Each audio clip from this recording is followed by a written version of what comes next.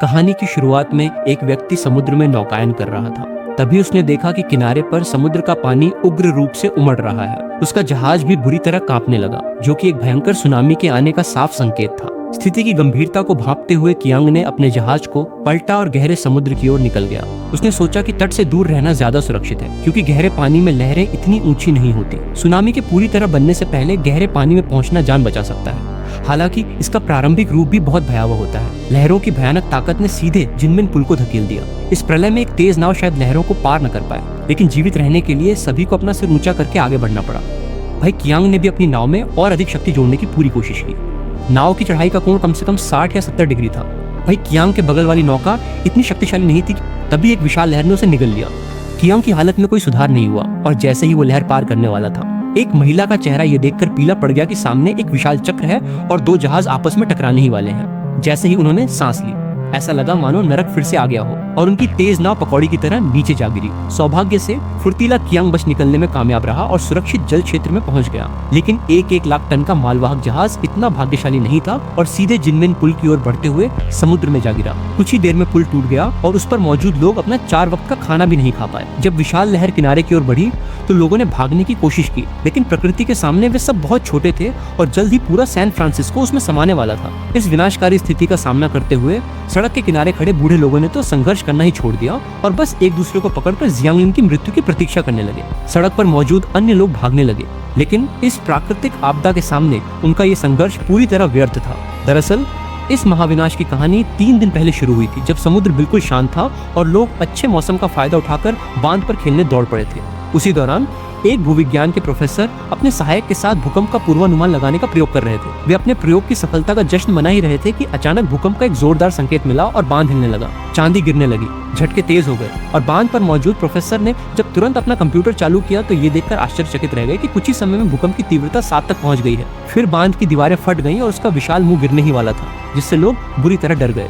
सभी लोग जल्दी से बैरियर के पीछे खड़े होने लगे। इसी बीच सहायक भी बांध से बाहर भागा और सड़क पर फिसलने ही वाला था कि अचानक उसकी नजर एक छोटी बच्ची पर पड़ी। सहायक ने खुद को एक बड़े संकट में डालकर उस बच्ची को बचाने की ठानी। आखिरी क्षण में उसने बच्ची को सफलतापूर्वक प्रोफेसर की ओर फेंक दिया, लेकिन उसी दौरान प्रोफेसर के दाहिने पैर में एक स्टील की छड़ घुस गई और देखते ही देखते बांध पूरी तरह ढह गया। बाढ़ का पानी एक पागल जानवर की तरह था, जिसने पल भर में सब कुछ डुबो दिया। प्रोफेसर और बच्ची सौभाग्य से बच तो गए, लेकिन प्रोफेसर जानता था कि 7.1 तीव्रता का ये भूकंप महज एक शुरुआत थी। इससे भी बड़ी आपदा अभी बाकी थी। दूसरी तरफ कहानी के मुख्य पात्र और लॉस एंजल्स के एक जांबाज दमकल कर्मी भाई कियांग को जब पता चला कि बांध टूट गया है और शहर जलमग्न हो गया है, तो वो तुरंत अपना हेलीकॉप्टर लेकर बचाव कार्य के लिए निकल पड़े। हवा में पहुंचकर उन्होंने एक और भी भयावह दृश्य देखा। भूकंप का असर अब लॉस एंजल्स तक फैल चुका था और इसकी तीव्रता अभूतपूर्व रूप से 9.1 तक पहुंच गई थी, जिससे पूरा शहर हिलने लगा था। अंततः कई गगनचुंबी इमारतें एक के बाद एक ढह गईं। सभी लोग भयभीत थे और उसी बिल्डिंग में भाई कियांग की पत्नी और भाभी भी फंसी हुई थी।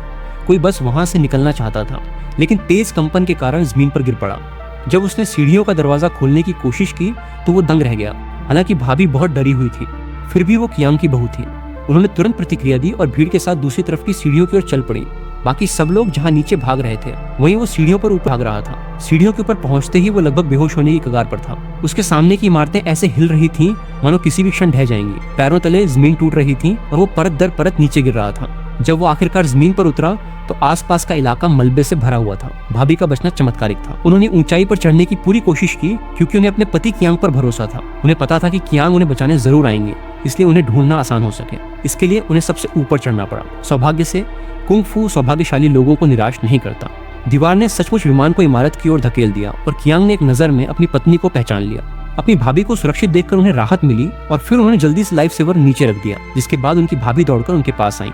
तभी अचानक फर्श का एक टुकड़ा नीचे खिसक गया और उनकी भाभी लगभग 100 मीटर ऊंची इमारत से गिरने ही वाली थी। कियांग के पसीने छूट गए और उन्हें लगा कि कुछ गड़बड़ है। बगल वाली इमारत से एक जोरदार आवाज आ रही थी। कियांग की सहायता से बगल वाली इमारत बुरी तरह ढह गई। आसमान धूसर हो गया और भाभी को लगा कि अब कुछ गड़बड़ होने वाली है। वो जान बचाकर कियांग की ओर भागी। कियांग इतना डर गया कि उसने बचाव यंत्र खींचकर देखा तो वहाँ कोई नहीं था, लेकिन अगले ही पल पत्नी की आवाज सुनाई दी। पत्नी को बचाव यंत्र के अंतिम छोर को पकड़ने के लिए संघर्ष करते देख कियांग ने हिम्मत जुटाई और भाभी को ऊपर खींच लिया। दोनों निकलने ही वाले थे कि वेई पिंग और यूकी की लहरें उनकी ओर बढ़ने लगी। कियांग ने तुरंत प्रतिक्रिया दी और टूटे हुए पत्थरों के अधिकांश वार से बच गए।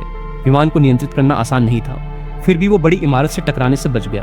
भाई कियांग का ड्राइविंग कौशल बेजोड़ था और अंततः वो अपनी पत्नी के साथ बच निकले।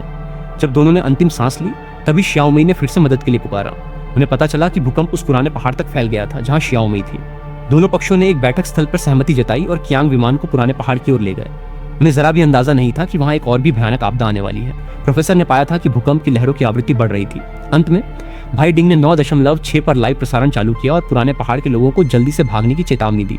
उसी समय कियांग की बेटी भीड़ के पीछे बैठक स्थल पर पहुंची। कियांग भी विमान बदलकर पुराने पहाड़ पर पहुंच गए, लेकिन यहाँ पहले से ही अफरा तफरी मची हुई थी और सड़क भागने के लिए तैयार कारों से भरी हुई थी। हवाई अड्डे का रनवे भूकंप से तबाह हो चुका था, जिससे विमान उतर ही नहीं सका। सिरदर्द से जूझते कियांग को अचानक एक स्टेडियम दिखाई दिया। उन्होंने मौके का फायदा उठाकर विमान को स्टेडियम की छत पर ले लिया। उपकरण पहनकर अपनी भाभी को दोहरे पैराशूट से नीचे उतारा और स्टेडियम में विमान आसानी से उतर गया। लेकिन तभी भूकंप फिर से आ गया और इस बार दीवार का कंपन बहुत भयानक था। जी हाँ, अब तक का सबसे भयानक 9.6 तीव्रता का भूकंप आ चुका था। जमीन लहरों की तरह हिलने लगी और शहर की सारी सुविधाएं व इमारतें कागज की छड़ियों की तरह नष्ट हो गईं। थोड़ी देर बाद भूकंप थमा तो कियांग और उनकी बेटी शियाओमई एक खाली जगह में छिपे हुए थे। यही बचने का एकमात्र रास्ता था। लेकिन जैसे ही शियाओमई कियांग के पास जाने वाली थी, शहर में आपदा की चेतावनी सुनाई दी। वायरलेस रेडियो पर प्रसारण हुआ कि एक विशाल सुनामी आ रही है, जिससे शियाओमई का दिमाग खराब हो गया। उसने अपनी नजर यहाँ की सबसे ऊंची इमारत पर डाली। वह अपने दोस्तों के साथ वहां दौड़ पड़ी, जबकि समुद्र तट से पानी अविश्वसनीय गति से पीछे हटने लगा। तभी भयानक सुनामी का निर्माण शुरू हुआ और सबसे पहले जिंगमिन पुल नष्ट हो गया। भयानक लहर पागल जानवरों के झुंड की तरह पुराने पहाड़ की ओर बढ़ रही थी। भूकंप से पहले ही टूट चुका पुराना पहाड़ अब और भी टूट चुका था, जो एक विनाशकारी प्रहार था। शियाओमई और अन्य लोग इमारत की 10वीं मंजिल पर भागे और सुनामी के भयानक दृश्य में पहुंच गए। सुनामी की शक्ति ने लगभग उस इमारत को गिरा ही दिया था जहां शियाओमई थी। बाल बाल बचे हुए तीनों लोग दूर के बेकाबू दृश्य को देखकर स्तब्ध थे। तभी उस सुंदर व्यक्ति ने देखा कि पानी का स्तर लगातार बढ़ रहा है। उसने जल्दी से सबको ऊंची जगह पर लिया और वे सुरक्षित 12वीं मंजिल पर पहुंच गए। उसी समय सुनामी से बचकर निकले उस मजबूत जोड़े ने इस बर्बाद शहर का सामना किया। उन्होंने शियाओमई को ढूंढना नहीं छोड़ा। आधा दिन बीत गया, लेकिन कोई फायदा नहीं हुआ। दोनों ने लगभग अपनी जान गंवा दी थी कि अचानक एक हरी रोशनी चमकी। उन्होंने मुड़कर देखा कि उनकी बेटी अभी भी जीवित है। दंपति के दिल का पत्थर आखिरकार जमीन पर गिर गया और उन्होंने उत्साह से एक दूसरे को गले लगाया। लेकिन तभी इमारत अचानक ढह गई। समुद्र का पानी बिस्तर तोड़कर अंदर घुस गया और 12वीं मंजिल तक पहुंच गया, जहां शियाओमई थी। सुंदर और उसका भाई सौभाग्य से सीढ़ियों की ओर भागे, लेकिन शियाओमई एक छोटे से कमरे में फंसी रह गई। उसके सिर के ऊपर बस थोड़ी सी हवा बची थी। उसने खुद को बचाने के लिए पानी में छलांग लगाई, लेकिन निकास द्वार बंद था। उसने लाख कोशिश की, लेकिन वो हिल नहीं पाई। इस नाजुक क्षण में भाई कियांग उसे बचाने के लिए सीधे पानी में कूद गया। जल्द ही उसने शियाओमई को ढूंढ लिया, लेकिन जो भारी चीज बाहर निकली थी उसके कारण वो अभी भी हिल नहीं पा रही थी। शियाओमई के सिर का ऊपरी हिस्सा भी पानी से ढका हुआ था। वो जल्द ही कोमा में चली गई। शियाओमई को इस हालत में देखकर कियांग एक पल के लिए घबरा गया। आखिरकार उसने सभी भारी वस्तुओं को तोड़ दिया। अंदर जाकर शियाओमई को पकड़ा और तेजी से तैरकर 13वीं मंजिल पर आ गया। उस फर्श पर बिना डूबे ही कियांग ने शियाओमई को आपातकालीन बचाव देने के लिए एक खाली जगह ढूंढ ली। किसे पता था कि इमारत फिर से हिलने लगेगी और किसी भी समय ढह सकती थी। शियाओ शुआई लोहे की छड़ी से कांच तोड़कर निकलना चाहता था। उसने कितनी भी कोशिश की, कांच साबुत रहा। तभी बाहर खड़े नौकर ने इमारत के अंदर का दृश्य देखा और तुरंत एक उपाय सोचा। उसने नाव को सीधे इमारत की ओर मोड़ दिया, जबकि इमारत फिर से हिलने लगी थी।